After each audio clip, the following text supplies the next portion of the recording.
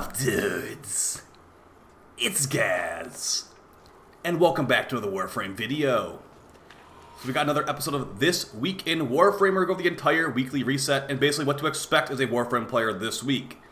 This week we have the level 1 of the new event Ephemera available. We got Baro Katir, and the Jade Shadows update is out with tons of stuff to mess with and test. So let's get right into all the stuff we have to go over today. But before we do, make sure you're subbed to this channel. We do daily Warframe video uploads, build videos, news videos, discussion videos, and the like. We have a ton of new stuff coming out this week, including a new event guide since the last one got patched out like the day of. So let's get right into the first weekly reset item at Teshin. And again, we are recording this live on stream, so if you want to come stop at the live stream channel, come on, stop by. Alright, first weekly reset item at Teshin, we got a Zaw Riven for 75 Steel Essence. Zaws didn't really get buffed that much with the new patch, so nothing really worth 75 Steel Essence here in my opinion.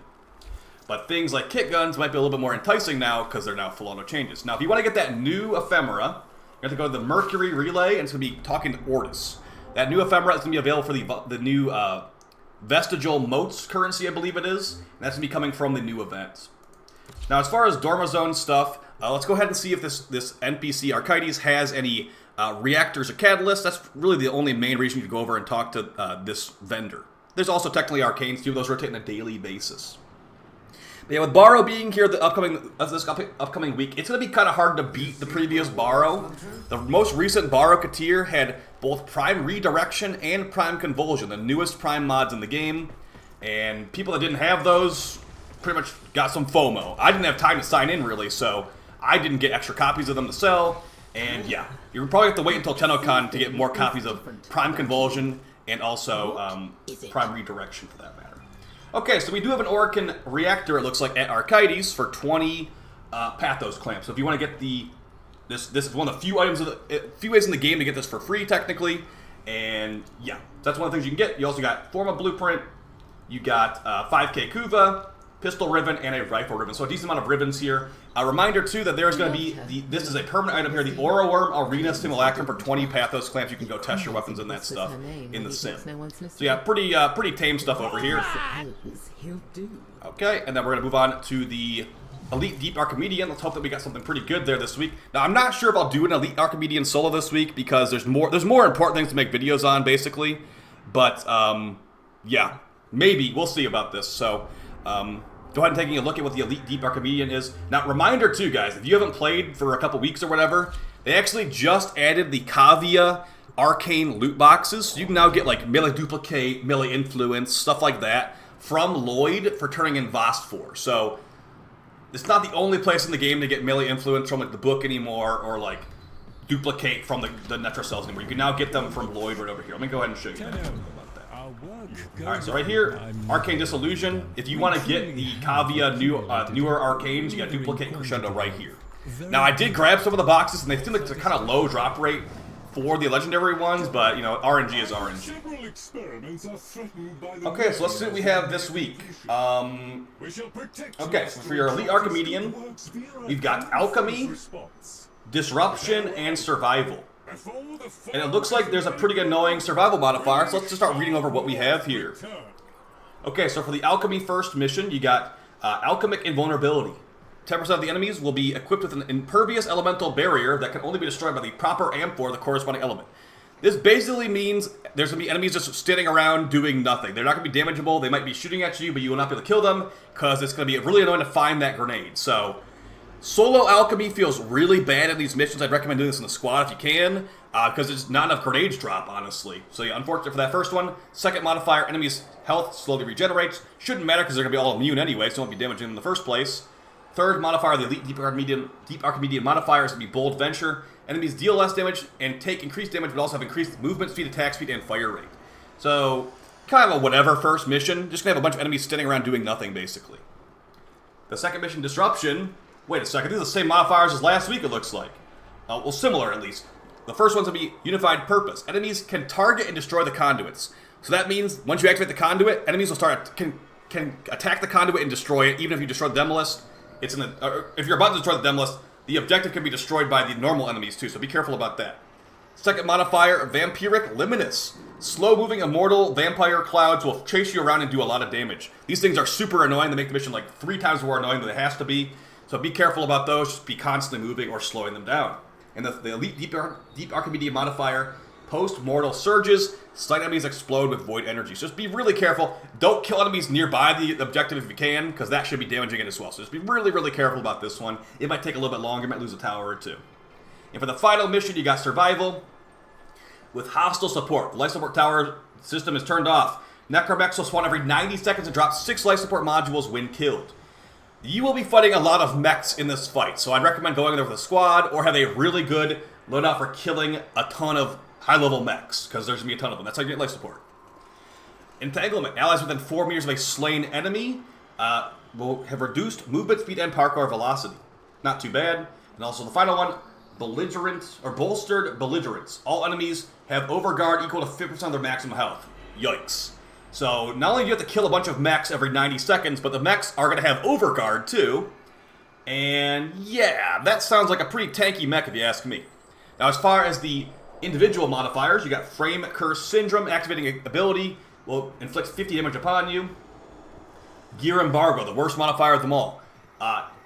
Gear cannot be used. That means no specters, no on-calls, none of that stuff. Secondary wounds. Gain 1 puncture status effect every time you take damage, so you'll deal less damage to enemies. And the final one, Knife Step Syndrome. Lose 2 health while moving. Jumping resets the effect. Or pauses the effect. Okay, so I'm going to go ahead and say it. This is a pretty annoying Elite Archimedium this week. You got probably one of the worst survivals I've ever seen, with overguarded mechs that must be killed or you don't get any life support. Thankfully, Entanglement's not that bad, but yeah. Can you imagine we have Vampire Luminous on this one too? That would be awful. You got Disruption with enemies targeting the conduits and enemies exploding, and those explosions are probably like one-shot the conduit. And you got Vampire Luminous. I don't know if the Vampire Luminous attack the towers, but if they do, that's a GG right there. And at least the Alchemy's pretty easy. But yeah, a pretty annoying Deep Archimedium this week, guys. I'd say definitely get a squad for this one, and hopefully it won't be too bad for you. But yeah, that survival looks pretty rough. Let's see what my gear is as well. We got pretty decent gear, it looks like, with the Kuva Shakur, the Quellor, got Styanax, Gauss, plenty of good stuff. Yeah, honestly, the secondary fortifier new Overguard Damage Arcane could be very clutch for that final mission this week. It's a great point. If you have secondary fortifier, use it in that final mission. Bird 3 Shard is a blue shard. That's going to give you things like armor or health, and that can be fused into a green shard. Alright, we want to do our Incarnons and our Steel Path Circuit, and also our Nightwave and all that stuff. Now, the Nightwave is, it's going to be around for a while, guys, but as far as the end of the Nightwave loot, if you've been doing every challenge every week, you're about at the end of the Nightwave loot system, so yeah, you're about to be in Prestige mode pretty soon. Alright, starting off with the Circuit, though, we've got Hydroid, Mirage, and Limbo. So, as far as who comes from where, this is a quest frame Limbo right here, a quest frame Mirage, and Hydroid comes from a boss fight on Earth. So, as far as which one to pick either Mirage or Limbo, and I'd say, honestly, just pick Mirage. Mirage has a much better helmet ability than Limbo. Eclipse is better than Vanish. And since they both come from quests, they're both annoying to farm, so it's basically pick whichever one you don't have or want to get an extra copy of for the helmet. I'd say just go for Mirage, though, because her helmet is good, and yeah, Cold Eclipse is pretty good as well. Now, as far as the Steel Path Circuit and your Incarnons, let's see what we got this week. Alright, so we got the Stalker week. And a reminder, if you haven't played in a while, you got the 20k Kuva or a Riven as an alternative option for one of these Incarnons. You already have them already. Now, a reminder, too, in the Jade Shadows update, the drop rate of the Hate and the Despair has been buffed, and the drop rate of the Dread has been reduced. So that means that you should be more likely to get the Despair and the Hate blueprints. Then going over every Incarnon, we have the Xylock Incarnon, the Sibir Incarnon, the Dread Incarnon, the Despair Incarnon, and the Hate Incarnon. As far as the strongest ones this week, I'll go over them all and we'll talk about which ones I think are the best. But as far as the Xylock Incarnon, this thing is a duplex trigger, so the full auto changes do not affect the Xylock Incarnon, unfortunately.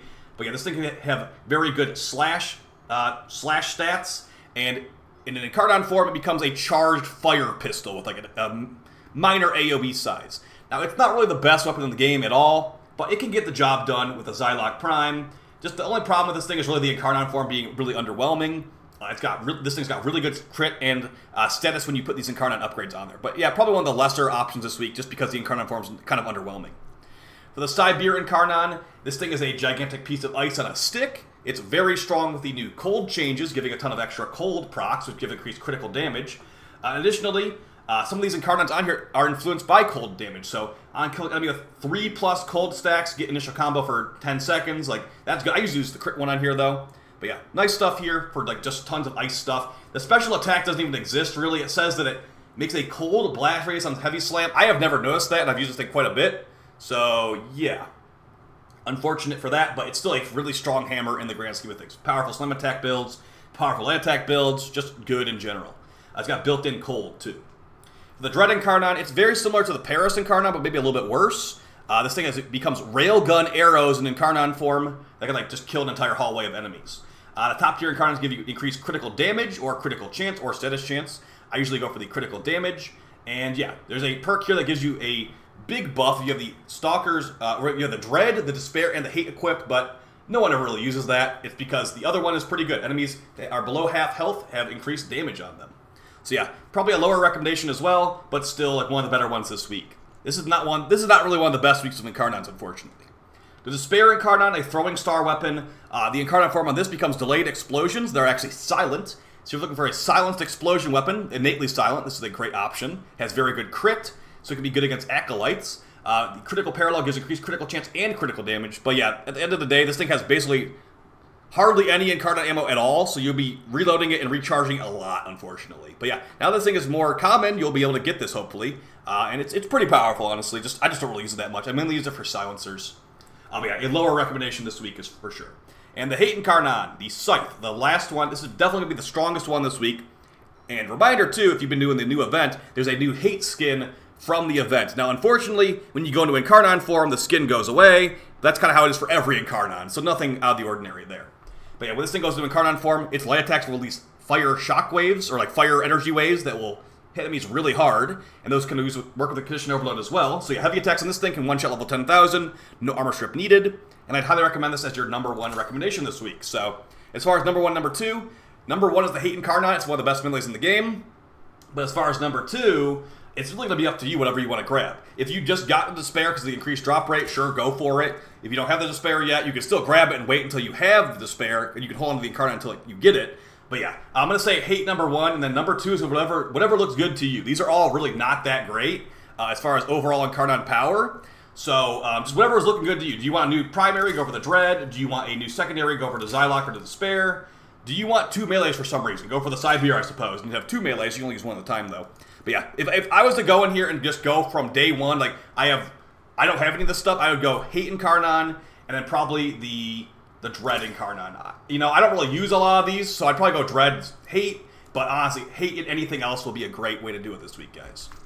Alright, so hopefully that was helpful to you. Let's move on to the NIGHTWAVE challenges now. Let's see what we got. Now, I do have videos on a lot of those Incarnons on my channel. If you want to see like the side deer for level 10,000, I got a video using that with Frost. I got a Despair video. I got videos of all that stuff. So, yeah, go ahead and check it out if you want to see more information. Alright, so we got the NIGHTWAVE challenges here. First one's going to be Cache Hunter. Find 6 caches across any sabotage mission. Okay. Complete, next one, the old ways. Complete 1 mission without only using a pistol and a glaive equipped, so any capture mission would work.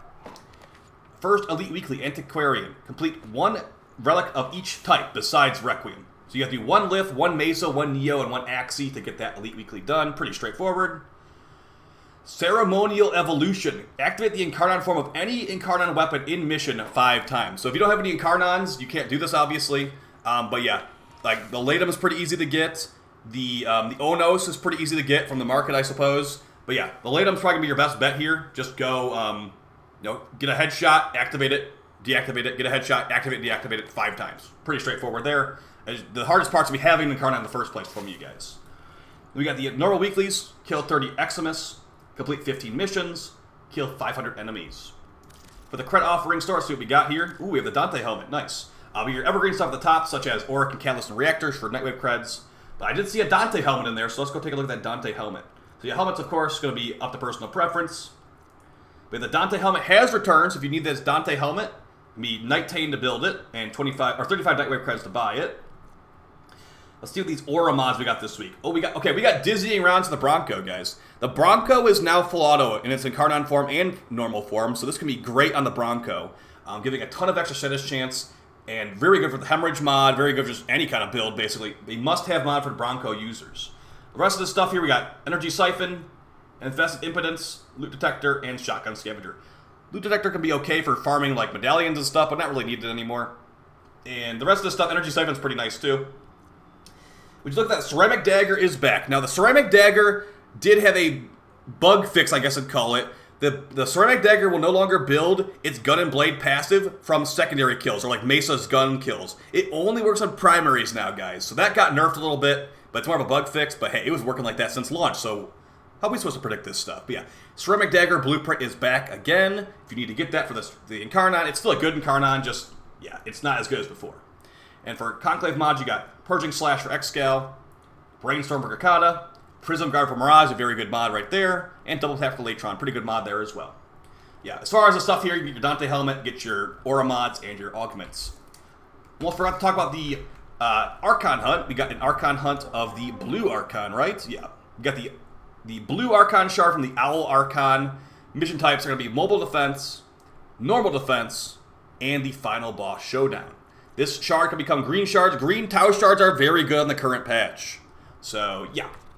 That's going to be basically it for your weekly reset. Let's go take a look at those invigorations to the back of the ship. And yes, guys, if you did watch my previous event guide, they patched that stuff out like 30 minutes after the video went up. So yeah, there will be a new event guide tomorrow.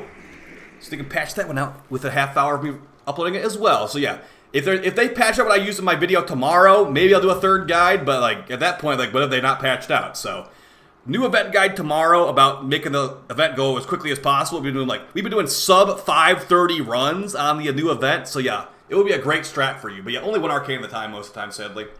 Alright, so for these invigorations, these are available to all players. If you want to unlock these, you need to rank things like rank 5 with the Cavias, or with the Necrolisk Syndicate, and talk to the Sun NPC, or you can buy this in the market for 300 plat.